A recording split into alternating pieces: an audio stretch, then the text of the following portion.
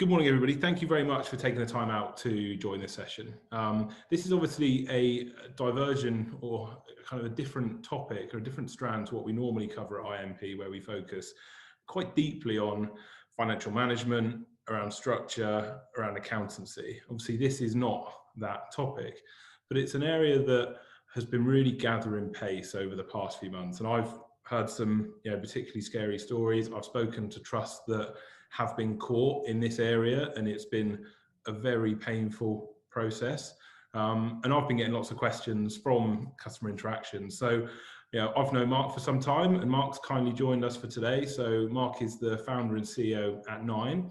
And I've never met somebody, I've never said this to Mark, but I've never met somebody so passionate around tech and education, but also knowledgeable. I've probably said the first bit to Mark before, but not the second bit. But Mark and the team at Nine are absolutely experts in this space. So today's session is around, why do MAT CFOs need to be concerned about the growing risk of a cyber attack? It's not just going to tell you why you need to be concerned. There's some useful content in this around kind of two areas. What are your responsibilities in this regard? What should you be aware of as a trust CFO? And also what support is available to help you put yourself in the best position you can. So this session is going to be about 45 minutes to an hour tops. The question panel is open, so if you do have any questions throughout, I'll be keeping an eye on those as we go through to the session. But other than that, I'm going to hand you over to Mark, who's going to deliver the webinar. Brilliant. Cheers, Will. Thanks so much for that. So, as Will mentioned, if you have any questions throughout the course of the webinar, don't hesitate, just put them into the chat, and then we'll pop up and ask me. We'll also have some time at the end for questions. As Will mentioned, the sort of theme of today is to go through the threat context. We'll look at what the ESFA say and also what your data privacy obligations are. Look at what our research tells us about what the current threats are in the infrastructure or the architecture of schools, because schools are very different to any other sort of commercial organizations when it comes to the systems that are being that are set up, that are configured, and that are used. We'll give you some pointers in terms of what you should be doing within your trust, and how you as an FD can be looking for or asking your IT team or your outsourced providers for specific data to help you in terms of managing your risks. And then we've got some resources to support you. You all will receive this presentation, this PDF at the end of the session. We've also got some training videos that are just being finished off that will also be pushed out by IMP in due course. In the right-hand corner down here, you'll see my email address. Now, we do offer a free 1-hour cyber review, strategic review. It's not a sales pitch; it's to go through in more detail the context that we describe in this webinar. So, if there's anything that raises any concerns or flags for you, or if you have any immediate concerns that you want to be addressed, then feel free to get in touch with me. A bit about Nine. So we've been going for about 12 years. We are based in the UK, but we have offices in India and also Canada. There are about 65 of us within the business, and we specialise specifically in supporting schools to manage your compliance activities around cybersecurity, IT, and safeguarding. Within the UK education sector, because whilst we're based in the UK, actually 50% of our business is global. So we are a partner for a version of Ofsted outside of the UK that looks after 3,500 schools, 2 million students, and we are the partner to all those schools for cybersecurity and safeguarding compliance. But specifically within the UK, we partner with schools and MATs in identifying cyber, IT, and data protection and safeguarding risks. We work with MATs to build capability and capacity in understanding what cybersecurity really is, and then operationalizing that within the organization. We can support you in relating to any incidents that you may have. So if you have a cybersecurity incident, and much like the AA, you need to pick up the phone. We're here to help. I'm not going through the rest of those bullet points, but hopefully that gives you an idea of who we are. We don't sell any hardware. We're purely around services and supporting governance, risk, and compliance. So within cybersecurity, when we look at the threat context, with COVID, we have seen a significant increase in attacks on schools. So in January last year, you would have seen about 20% of malware encounters within education, and that is now around 63%. So with COVID, the threat surface of a school increased because students went home, teachers went home, or staff went home, and consequently the level of protections afforded to a school increased, and the weaknesses in terms of the security protections also reduced. So you saw the significant increase over the summer in terms of schools being targeted and successfully attacked. And with that, you had a whole range of different authorities notifying schools to do something about it. Now, this is a notification from the FBI and associated partner organizations in December. But in the UK, we had 2 bulletins from the National Cybersecurity Centre. One was here on the 17th of September, at the beginning of term, and this other one on the 23rd of March. So the threats that we're talking about aren't new; they've just increased. And as a leader within a multi-academy trust, it's your responsibility to be aware of these types of threats. And then under privacy law within the UK, which is the Data Protection Act 2018, or the GDPR, whichever version you want to refer to, your obligation is to understand the total threat context in terms of the securities of the personal data that you process, and then take proportional measures to secure that personal data. And obviously, a lot of personal data is processed within IT systems and services and third-party cloud technology such as Office 365.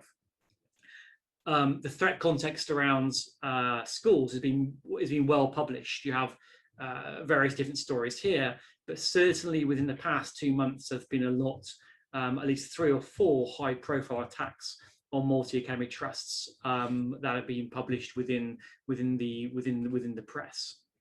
And then we've had the DFE recently writing to all of you, and you may or may not have seen this note from the DFE, ensuring or encouraging you, should I say, to really give consideration to the potential risk for what's called ransomware. We'll touch upon what the different threats are, and to ensure that you understand what your crown jewels are, have an incident action plan, ensure you understand what your defenses are, and sort of test that you have a process to restore your systems and recover data in the eventuality of an attack. Now, when I talk about the term cybersecurity, many people think it's like the dark arts, and it's very difficult and it's very expensive.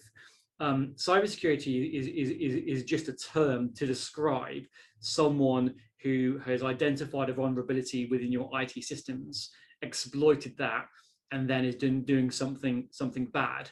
There is nothing different to cybersecurity than good IT operational management.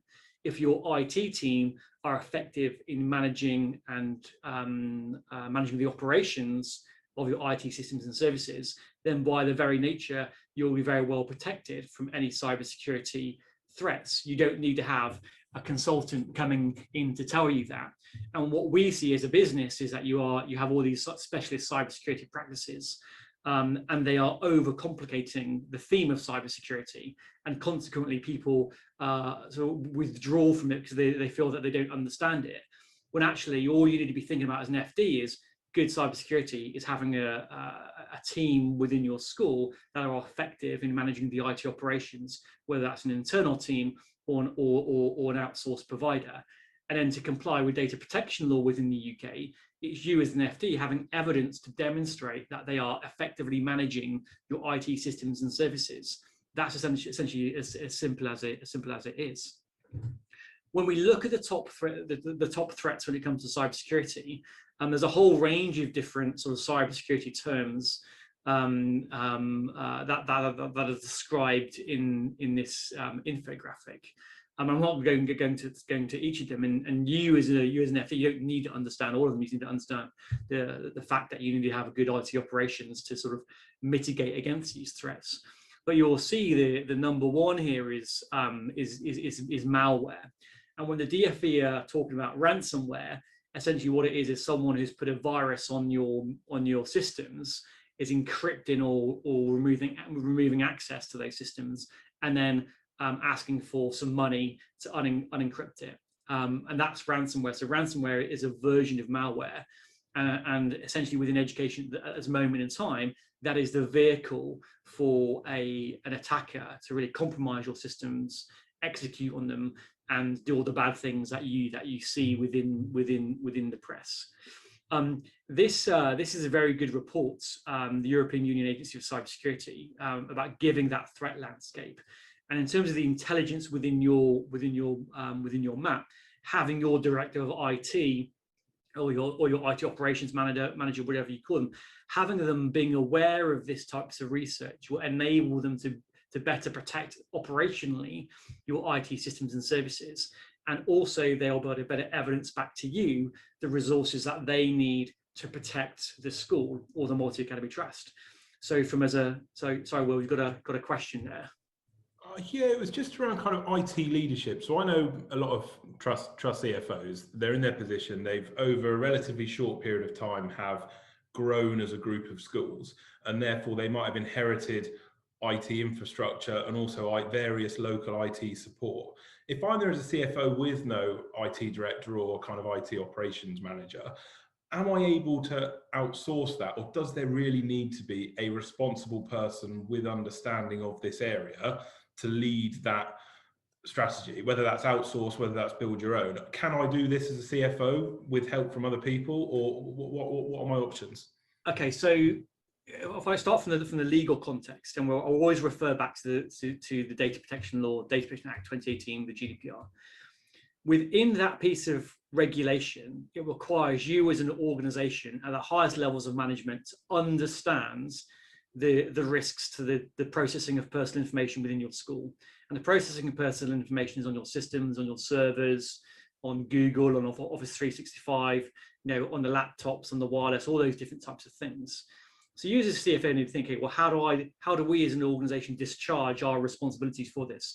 Now, you can discharge those responsibilities through an outsourced contract with a managed service provider, or you can discharge those responsibilities through an internal IT team, or you can discharge those responsibilities through some sort of hybrid variation of that. So there's first of all discharging those responsibilities.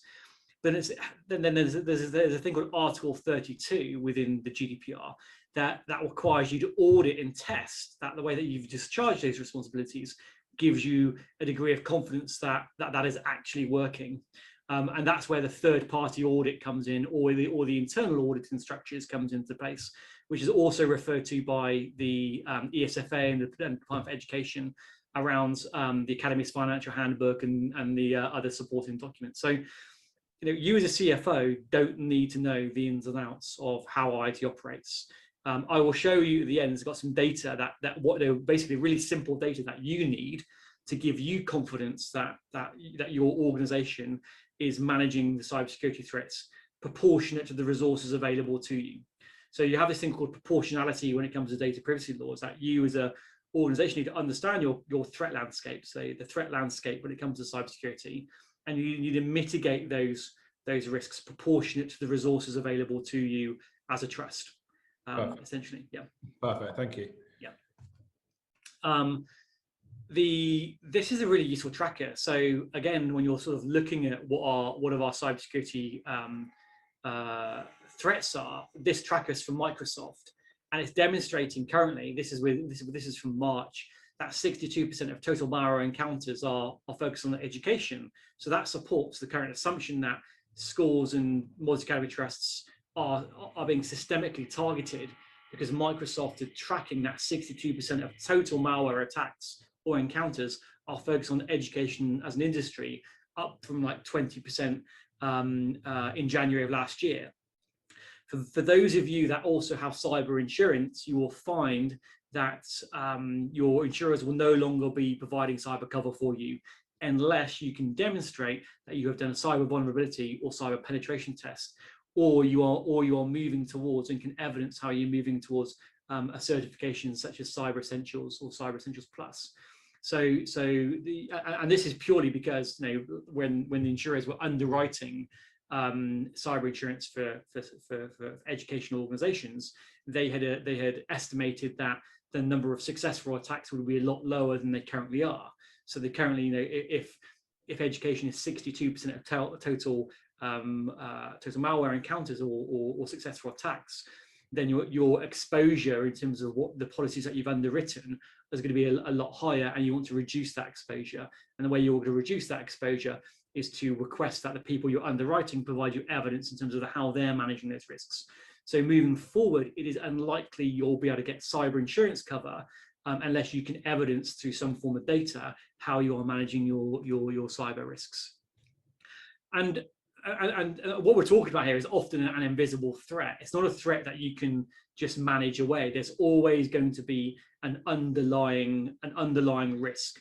And going back to privacy law and the GDPR and the Data Protection Act in 2018, often you have to report yourself to a supervisory authority such as the ICO in the UK if you have a cybersecurity attack.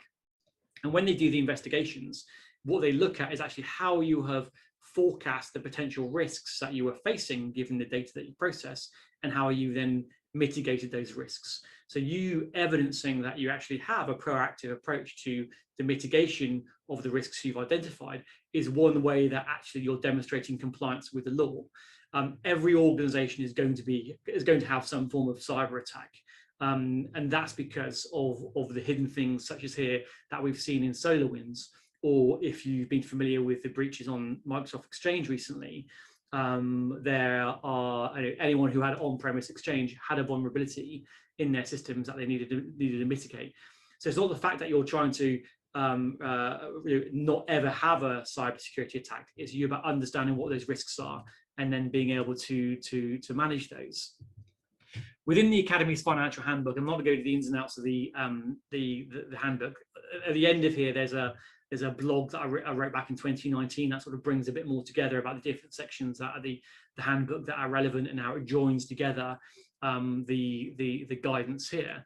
But in Annex 2, the guidance on the internal scrutiny within Academy's trusts, there is sort of like a number of different areas that you can see on the slides here in terms of what is expected of you in terms of demonstrating good audit and scrutiny within your organization, and that aligns and that correlates directly back to the obligations that are set out within the Academy's financial handbook. Moving forward, we have intelligence to suggest that the Department for Education are looking to strengthen the Ofsted framework around individual score and the overall trust's approach to governance, risk, and compliance. Now, at 9, we've developed a platform that enables you to manage your GRC in the areas of privacy, cybersecurity, and safeguarding. So that's one way that you can demonstrate that is through the platforms that we've provided. Other areas from a legislation perspective that require you to give cybersecurity, a good level of thought is within the GDPR. And here there are 2 articles. One's in Article 25, and the other one on the next slide is Article 32. Within Article 25, it basically requires you that as a trust, whenever you're looking to upgrade any of your IT systems or services, and that could be upgrading your network switches, it could be buying new laptops for students to work at home, and putting a new wireless system, moving to Office 365, that you have thought about security at the very beginning of the project, and that is baked in to the project initiation document or the scope of work that you're looking to achieve. So if you think about the trust this summer when most engineering takes place, what projects do you have, and how are those projects compliant with Article 25? Because your IT teams need to think, okay, well, if we are replacing a core switch in a school or the wireless system or other switches or servers, how are we giving consideration to the configuration of each of those different devices, because we have to follow a privacy by design and by default approach to be compliant with privacy law within the UK. And we're going to evidence that through the documentation that we create. If you have an outsourced provider that are doing those upgrade projects for you, how are they evidencing back to you that they are compliant with Article 25? So that's specifically on the projects that you're doing anything new. And then in terms of on the operational side, the running of your IT services and your systems that your IT team are doing, or that your outsourced provider are doing, they need to comply with Article 32. And you as an FD or the highest levels of management within the organization, you need to have some data points that demonstrate back to you that they are compliant with this theme of security of processing. So here you've got security processing as a requirement that ensures that you identify and manage privacy and data protection risks at the operational management level for any IT system, service, product, or process, and then throughout the life cycle. So how are you doing it? How are you demonstrating it? You have this principle of accountability in privacy law that requires you to have a level of confidence that you are managing these types of things. And it requires you to ensure these themes of ongoing confidentiality, integrity, availability, and resilience of your IT systems and services, that in the event of an issue, that you can restore the availability and access to personal data in a timely manner in the event of a physical or technical incident. So if you were to suffer a malware attack on your core systems, how would you recover from that? And how would you do that efficiently? And that you as a trust have a process for regularly testing, assessing, and evaluating the effectiveness of the technical and organizational measures for ensuring the security of processing. So how are you demonstrating audit? What measures do you have?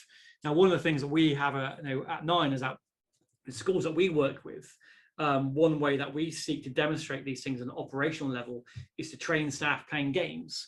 And so not every member of staff within the school wants to or can learn from a PowerPoint on cybersecurity, but they can play a card game, Go Fish, cyber poker for 30 minutes, and they can understand the core concepts around cybersecurity and what they can do to reduce the risk of their trust or their school being successfully attacked.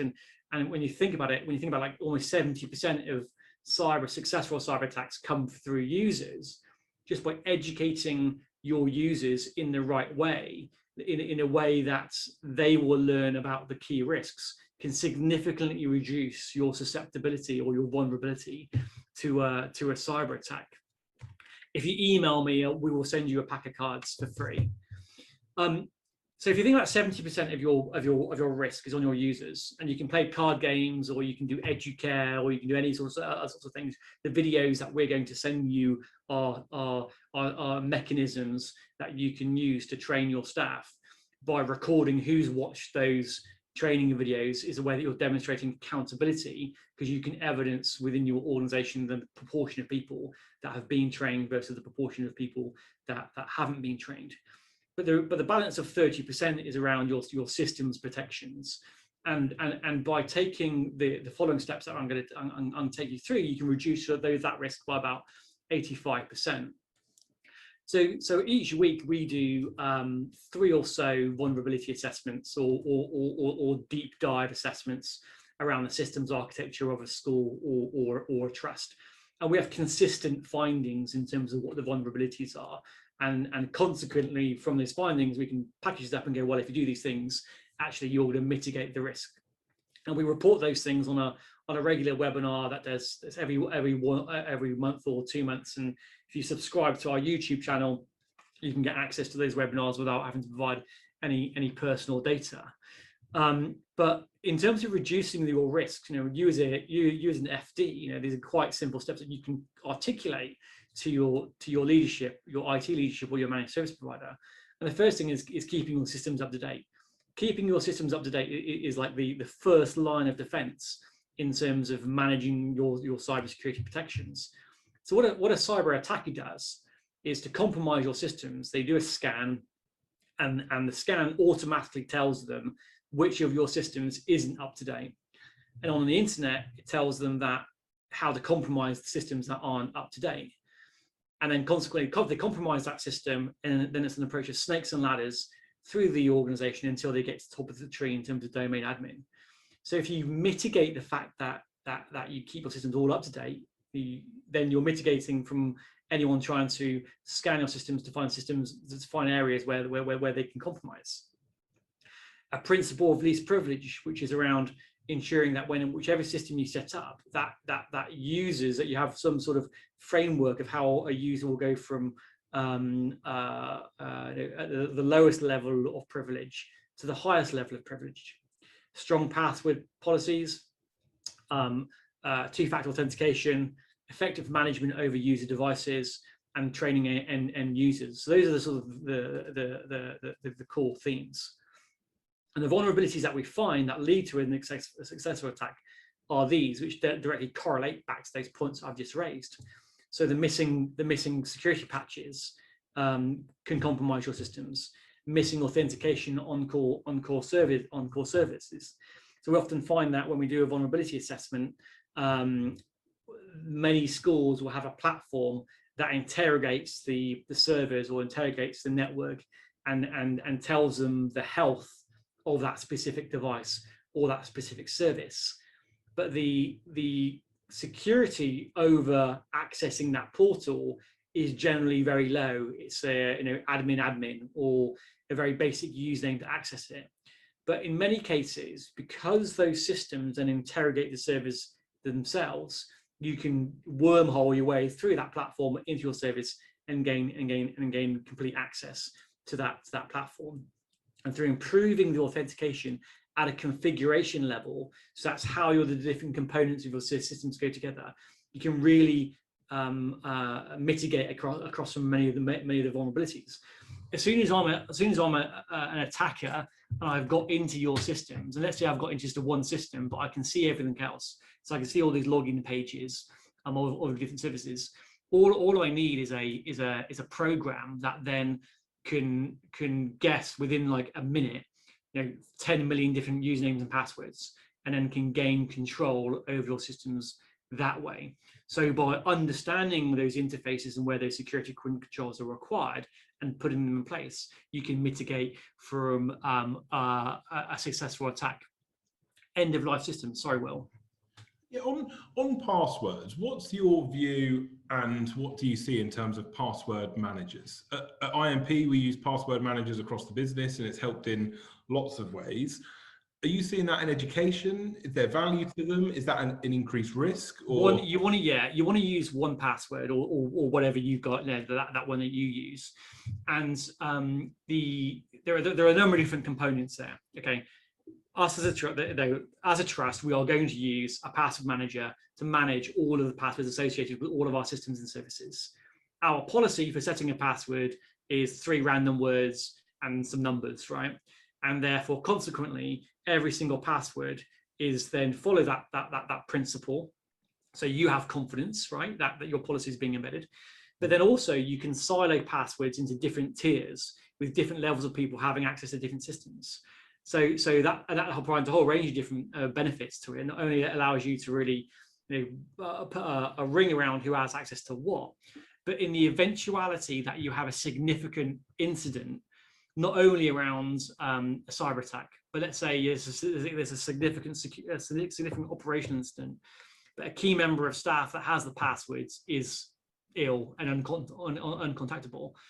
By having a password manager allows you to have access to those passwords, gain access to those systems, and you can quickly mitigate against those threats. The other thing, when you have a cyber attack and you have a password manager, you can really go through and you can tick off all the different services that you've changed the passwords to that may have been compromised. So yeah, it's like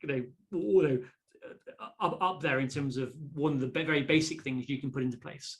And also in terms of IT help desk inbound calls, the percentage that relate to I've forgotten my passwords, a password manager has a huge amount of value on all of these areas, both security and actual general practicalities. Yeah, there's you at an organizational level, if you have a password manager that sits across the organization, then every user can have that as a bolt-on to their browser, which allows them to manage their own passwords. And one of the things that you have to do as an organization is to think about your acceptable use policy in terms of IT systems and services, and how data protection law, because this is where the fines come from data protection law. Basically, what the ICO do, they'll find an organization with really bad practices around cybersecurity, and they're finding them and making them an example so that their behaviors are dissuasive to other organizations. So everyone looks at them and go, okay, well, that's really bad. We don't do that. And that cascades down into the organization. So you as a multi-academy trust need to think about, okay, well, if a member of staff isn't demonstrating, isn't following our policy when it comes to password management, how are we making their actions dissuasive to the rest of the cohort of their staff? And that's essentially through your disciplinary policy. So there's a correlation in how it all fits together. And if you can't make someone's actions dissuasive to other people when it comes to information security, then yourselves, you're not as an organization, you're not demonstrating compliance with data protection law. Great point. Yeah. So I'll scoot on here. End of life systems. So we quite often see that Windows XP, so Windows Server 2003, 2012, whole variety of different end of life systems are still alive and kicking in schools. And there's a whole range of different factors for that, but essentially all of those end of life systems are easily compromisable, and also they sort of sit at the heart of the systems architecture. So when we can sniff those out within a school, within the school architecture, we can compromise everything probably within, I don't know, 10 minutes. So as soon as we see one of those end of life systems, we can get top of the tree within 10 minutes. And if we can get there in 10 minutes, then anyone else can get there in 10 minutes that has access to your network, or has, let's say they have compromised the account or the device of a member of staff. Weak password policies, we just touch upon that. No two-factor authentication and missing IT policies. Many trusts really struggle with this fact of two-factor authentication. No one wants to do it. Leadership say it's difficult for them. They don't want a code on their. They don't want a code on their phone. You need to flip the conversation, because if I'm head of a department, or if I have significant responsibilities within a school or within a trust, actually the security protections are my responsibility, because I have to make a determination in terms of what level of security is appropriate given the personal data that I am responsible for. So if I'm a head of year in a school and I am seeing all the safeguarding concerns in my inbox associated with with my year group, then actually I should be asking for two-factor authentication, and I should be supported to do that, because ultimately it's my responsibility. The trust responsibility is to tell those people and identify those people that they are responsible for making the right decisions around the security of the information that they process.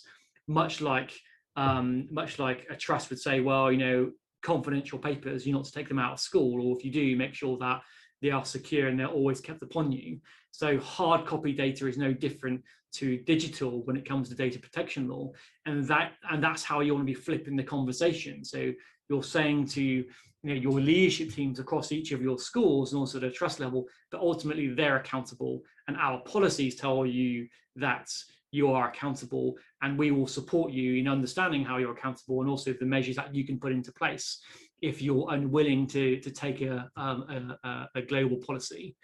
And then we've got the IT policies, DR and incident management. Sorry, Will. I was that guy as well.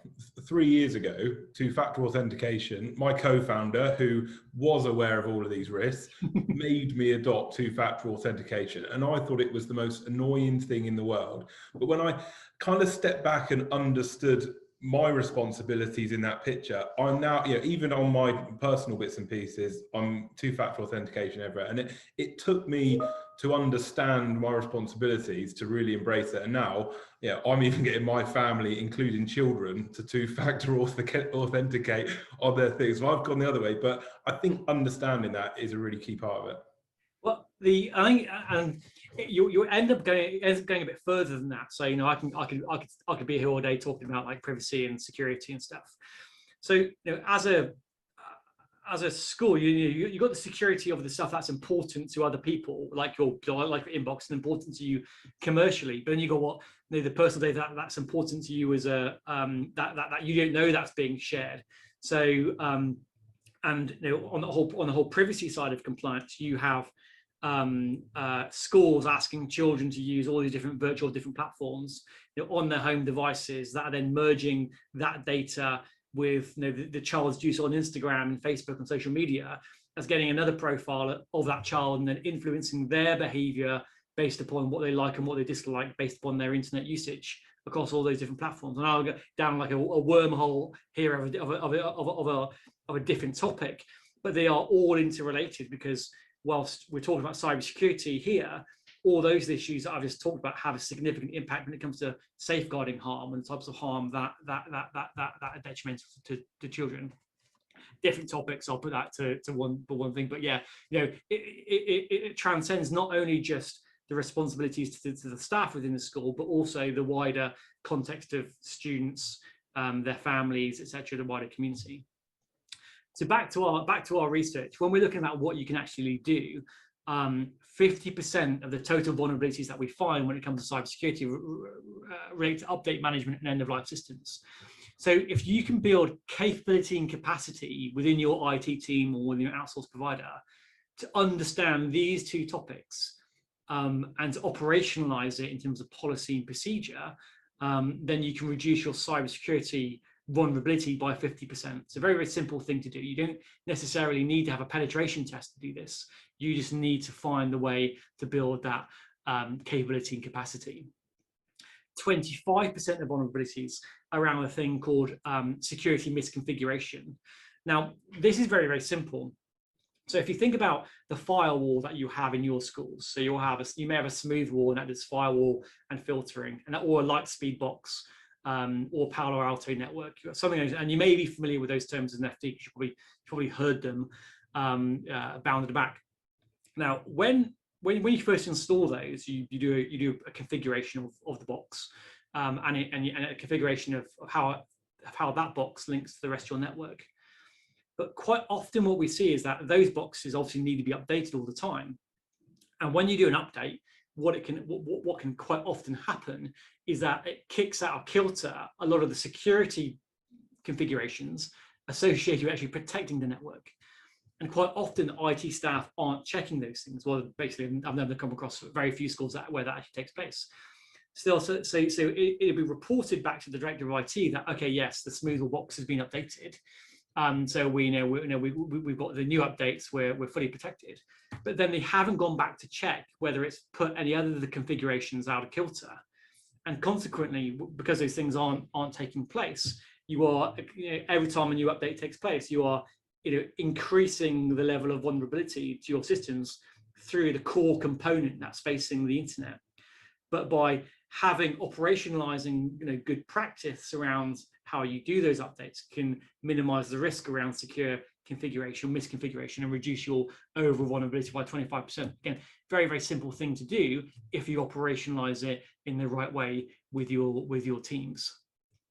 And lastly, 10% of vulnerabilities are linked to weak authentication methods, and that can undermine network security. So, and I've touched upon some of those things before. Now, each of these different things are going to apply to your multi-academy trust in a different way. Some of you may be Google, some of you may be Office 365. You may have more on-premise servers. You have more in the cloud.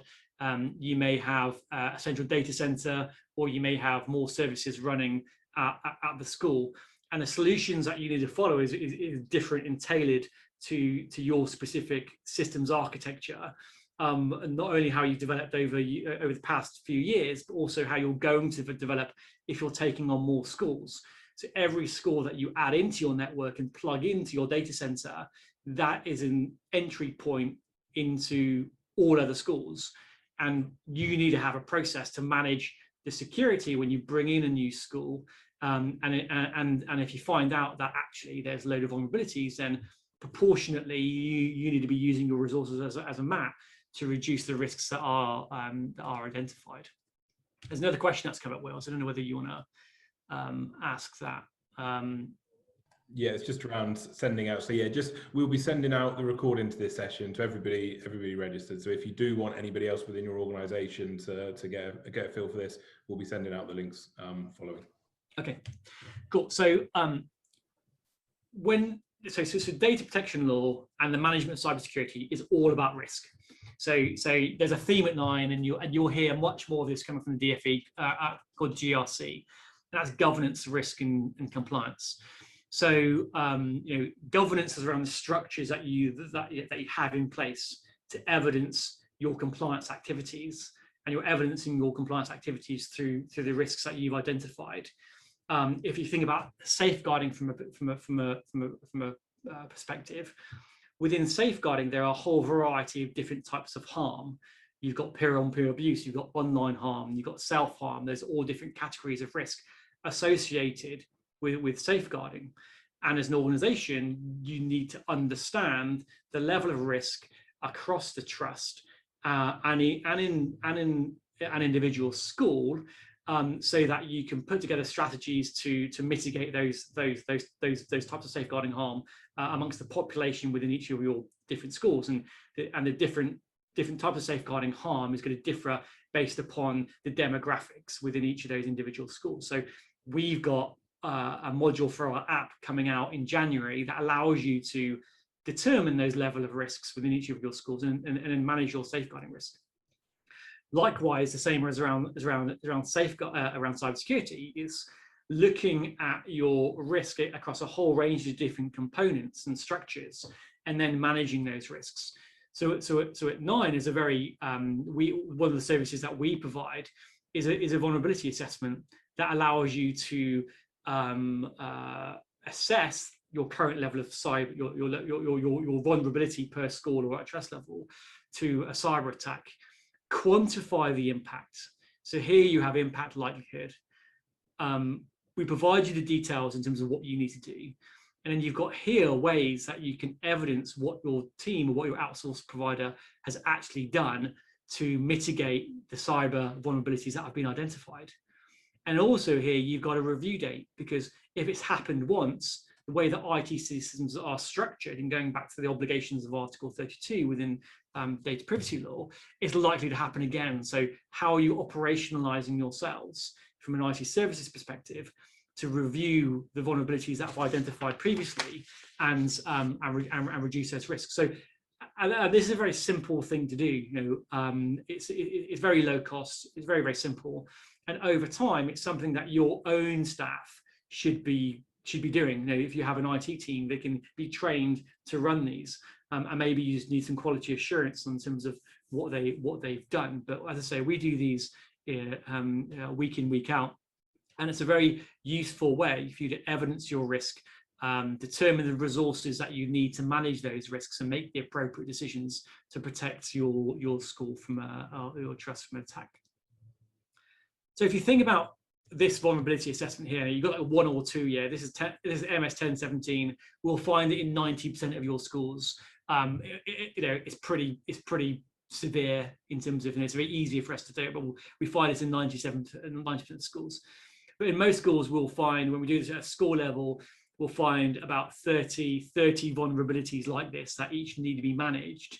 And if you're coming up to the summer term now, first of all, it's ideal, the summer break, ideal to do this, because you can then, from an engineering perspective, you can have downtime over the summer to mitigate these risks. But also the pinch point when we see most successful cyber attacks is in the beginning of the new academic year. And that's because the hackers spent all summer looking around the systems, and then it will hit you when the pain's going to be the hardest, which is when when you're most likely to pay, which is the beginning of an academic year. So you see like 30 of these different vulnerabilities, and what you can do is what you as an FD are really looking for is that, yes, you want that detail, but actually you want to see progression over a period of time of a reduction in risk across criticality, but also devices. So this is not a trust. This is a large school that did their vulnerability assessment in September, and you can see they had 6 vulnerabilities that are of a critical nature across 77 individual devices, and that could be printers, laptops, network switches, servers. High was 12, across 42. And what they did then, they had this report that said all those different things across all the individual devices. Between September and February, they had a program of work to fix those problems. And then we did another assessment in February. And the 6, whilst they still have 3 criticals, it was only across 5 devices. And some of these criticals will be new vulnerabilities that have just, over time developed. Across the highs, we've gone from 12 to 5, but rather than 42 devices, it's across 15. And so the organization can evidence quite clearly that it is taking cybersecurity seriously. Now, if they had a cyber attack in March and they were investigated by the supervisory authority of the ICO, they can evidence actually that they have taken the threat seriously. They did a vulnerability assessment in September, and they have done it again in February. And then they'll consistently do one every 6 months to understand what their vulnerability is. They're always going to have criticals, high, mediums, and lows, but they can manage those and they can focus their resources on dealing with the critical ones first, and then the mediums, so then the highs, then the mediums. Across the areas of concern, so there's a similar table. You've got weak authentication. They had 66 in September and in 3 in February. Patch management, updating your systems, 51 in September, 4 in 2021. And as an FD, those are numbers that what you want. You want those numbers to be reported to you. And then if you want to go into detail, you want to go to the risk assessment and look at the risk assessment. And then the next level down is you want to see the tasks associated with your individual members of staff that the tasks and the vulnerabilities will be allocated to. And then you have an entire sequence from the top to the bottom.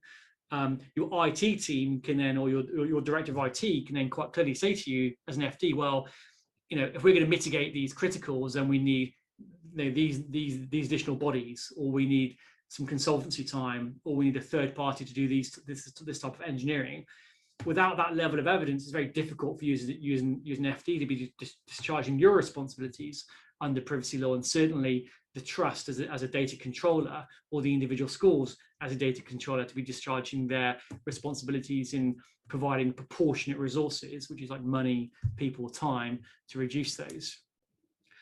This is a last slide I think I'm going to show you about our services, but we have a vulnerability assessment, and we have an entire dashboard like you've got here that provide you a comprehensive health of all your systems at a configuration level and benchmarking against Cyber Essentials. And Cyber Essentials is a certification scheme of the National Cybersecurity Center, which is a way that organizations can demonstrate that they are discharging their obligations when it comes to cybersecurity and data protection law in a responsible way.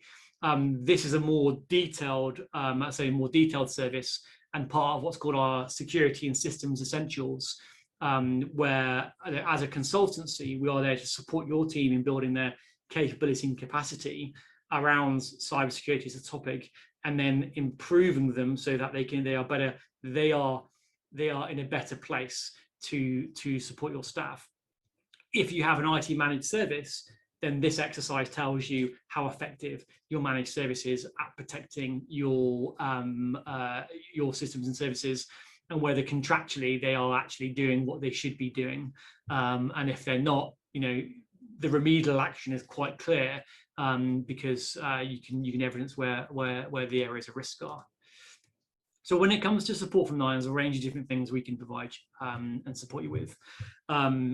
We have an incident response and management within the 9 app. So we have an app, we have a piece of technology that we've developed that allows you to manage your data protection compliance. So it's a GDPR compliance platform, as well as being able to manage and respond to cyber attacks.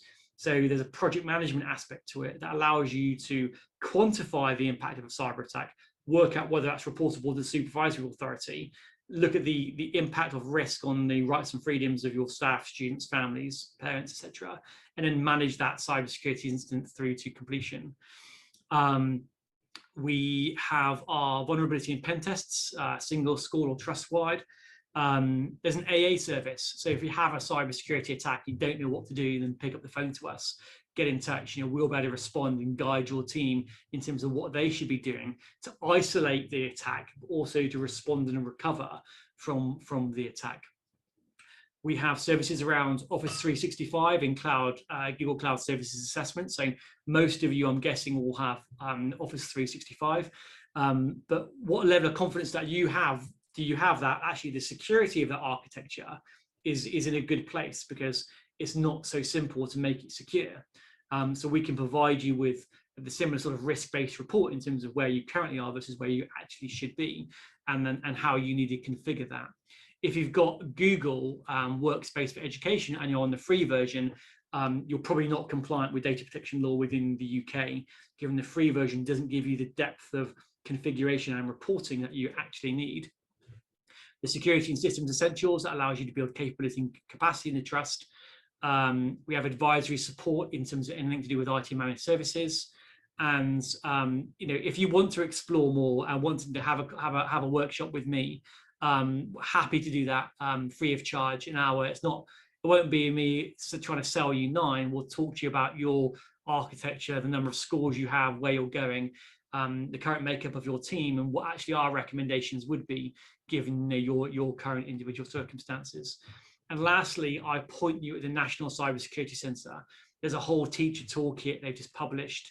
There's a toolkit for boards that's directed here at Board of Governors. It quite clearly states what you as a board of directors, but also what a board of governors are responsible for.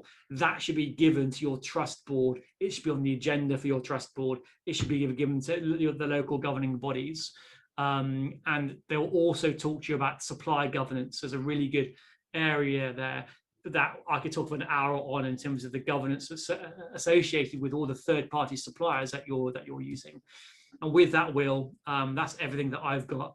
There are references at the end. There we go. That will be as part of the PDF. So we'll send all of this out, and that's brilliant. Yeah, thanks so much for that. I feel much better about my responsibilities, and if I was coming at this fresh, which I pretty much was, in the discussion we did before this, I played the role of Luddite CFO that knows nothing about anything, and it was a stretch to perform that role. But I feel, whilst I don't understand the detail around the switches or the devices or any of that stuff, I understand what I should be doing and putting a framework in place to assess current vulnerabilities and an ongoing program of review to make sure that we're making progress, which again, being proportional is all about how we can demonstrate our and as a CFO, that is what it is. Okay, you don't need it. People will bombard you with all these different technical terms, malware, ransomware, phishing, spear phishing, all different things. Okay, those are just tactics of which someone's going to use to get hold of your systems. All you need to be aware of: what's our current level of vulnerability measured to some form of data points. What are those data points linked to? What's the current risk? What resources do I need to apply to manage those risks? And actually, the time scale to mitigate those risks, is that acceptable? Could we be putting more people, more money, less time, and reducing the time to mitigate the criticality of those risks?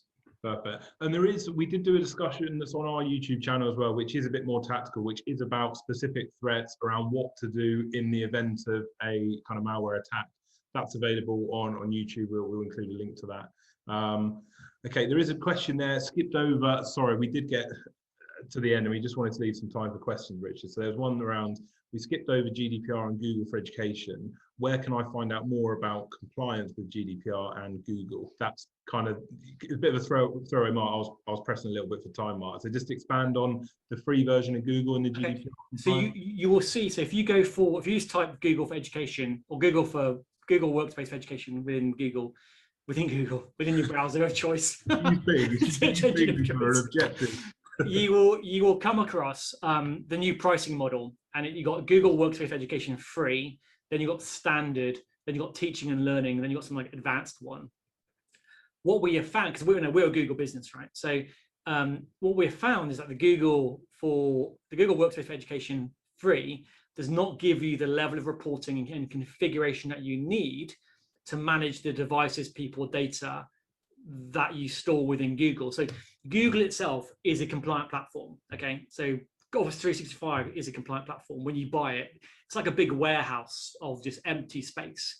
And then what you do is you then start putting in little rooms and going, well, Will, that's your room.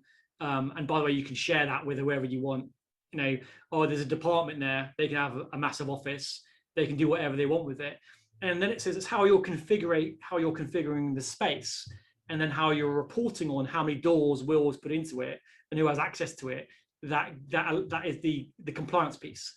And the free version doesn't let you go down to that level of granularity. I'm simplifying here. The paid for version does. And this is where Google are moving, right? They give all these scores, and the US is in a lot worse position than the UK. All these people are using it for free. You go, great, it's free versus Office 365. But actual fact, now it's paid for, and it's probably not as powerful when it comes to a security perspective, as you will see with where Microsoft's product suite is. That was great. It was simplified, but that was perfect in terms of doors to rooms. I can't report on who has access to doors to my rooms. That's great, and Richard's happy as well. So thank you. Great. Any more questions? Any chats there? No. No, lots of thank yous, lots of interest in. There are some people that are terrified, which it is a scary area, and there is a tendency, I know it's easier to bury your head in the sand on this just because of how scary and broad this particularly is. But I really like the action. I will say, like, on the people who are terrified, don't be terrified. All you need is something like that. Okay, that I'll tell you, is about £4,000. It's a week's worth of work for us to do, £4,000, and you can immediately understand where your risks are. Okay, you can articulate any of those points there to any. They don't have to be a technical person. You can give that to your chair, to the CEO. These are our risks. Then it's like, how are we going to manage those risks? And so you don't need to be terrified. It's like, okay, right, I'm terrified because I don't know where my risks are. Do that, understand what your risks are, and then make a judgment call. Specifically, when you're coming up to the summer, if all your IT staff are on projects that what am I trying to say about these projects? These projects that someone wants to do because they're high up in an organization and they want a specific IT system, or they want new devices, and your IT team are all spend all their time doing these projects over here, buying new iPads, and you haven't considered this, your cybersecurity footprint, then your IT team are probably doing the things that they shouldn't be doing, given when it comes to privacy law, because you as an organization have not looked at your current security footprint, and then you haven't prioritized your resources in the most appropriate way.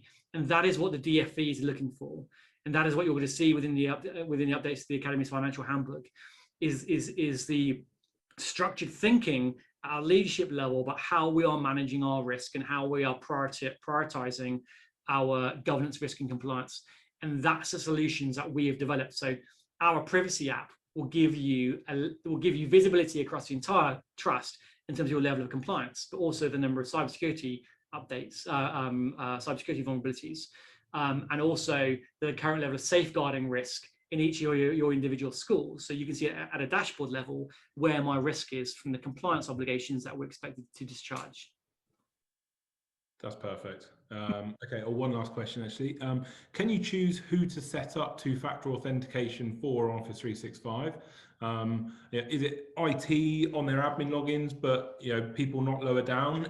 Can you do this based on kind of hierarchy and make a decision accordingly? Yeah, so what you would do is you would look at the different types of groups of staff that you have, and then you'd apply the appropriate level of security based upon the data and information that they're accessing. So if Will Jordan, the maths teacher, just is processing personal data within his email inbox, that is very basic level data around the curriculum, then it may be appropriate that he only has a complex password. But if you haven't got a safeguarding reporting system like My Concern or CPOMs, and you're getting a load of safeguarding data within your inbox as the maths teacher, then actually just having a complex password is not appropriate. Two-factor authentication would be more appropriate. So what you're looking to do is go, okay, what types of users do we have? What are their roles, and what data are they processing? And what would, if I got Will's username and password, what could I access within his inbox? And consequently, what could I access on Google Drive? What could I access on Office 365? Then it's making that judgment call. But sometimes it's very difficult to make that judgment call at a blanket level, or you do it at a blanket level. But the other way of doing it is go, well, Will, being a maths teacher, if you do these things, you have to raise your hand. You have to tell us, because you are required by our policy to have a two-factor authentication. And by the way, if you manage to give away your password and your inbox is compromised, then that is actually a disciplinary issue, because you're not giving good consideration to the security of the personal data that you're processing. So there's lots of tools and levers, and it's about considering risk on all of these areas and potential impact. Perfect. Mark, thank you so much. Really, really useful. Great way of translating a technical subject into a non-technical session. We'll be sending out the slides. We'll be sending out the recording. Your email I've put out in the chat and the text. Thanks everybody for joining, and thanks Mark for giving up your time. Yeah, it's been a pleasure. Cheers.